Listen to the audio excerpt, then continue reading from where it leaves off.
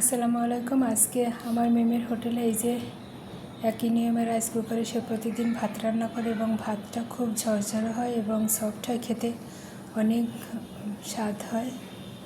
এই যে আমার মিলুর ভাত রান্না। মেমু কত সুন্দর করে লাউ রান্না করেছে, আর মেমে লাউ রান্না খেতে ভীষণ মজা। আরও এত সুন্দর করে রান্না কোথা থেকে শেখে আমি জানি না। আমার নানু এরকম রান্না করতো, সে নানু তার কাছে ফেল এত সুন্দর করে রান্না। এই যে আমার ময়নার খুবই পছন্দ আলু তরকারি। আজকে অবশ্য মেমে সব নিরামিষ রান্না করেছে, ভাত, আলু আর লাল। দেখেন আলু তরকারি, সাধারণ আলু, সেটা যে এত সুন্দর করে রান্না করা যায় তা না দেখলে বোঝা যাবে না। খেতে তো ভীষণ মজা হয়, ওর হাতের রান্না একদম অমৃত।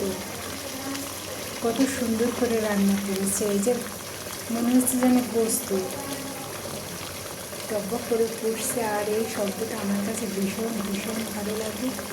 আর আমার ময়না তো গরম কোনো কিছু খেতে পারে না, গরম ছাড়া কোনো কিছু খেতে পারে না। আমার মেমো এত সুন্দর করে রান্না করে, আসলে আমি রান্নাটা সেভাবে এখন করতে পারছি না। যাই হোক, এখন আমি মেমোর রান্না খাচ্ছি।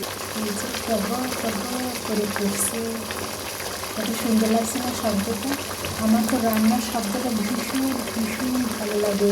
মাছ রান্না করার শব্দ, গোস্ত, তারপরে যে বিভিন্ন ধরনের তরকারি রান্না করলে যখন টকবক করে খেতে আমার তো ভীষণ ভালো লাগে, আমি ভীষণ এনজয় করি। এই রান্নাটা তো আরও ভীষণ দারুণ হয়েছে। মিমি, তোমাকে অসংখ্য অসংখ্য ধন্যবাদ সুন্দর করে রান্না করে খাওয়ার জন্য। এই জন্য আল্লাহ তোমাকে উত্তম প্রতিদান দেবেন। সবাই ভালো থাকবেন, সুস্থ থাকবেন।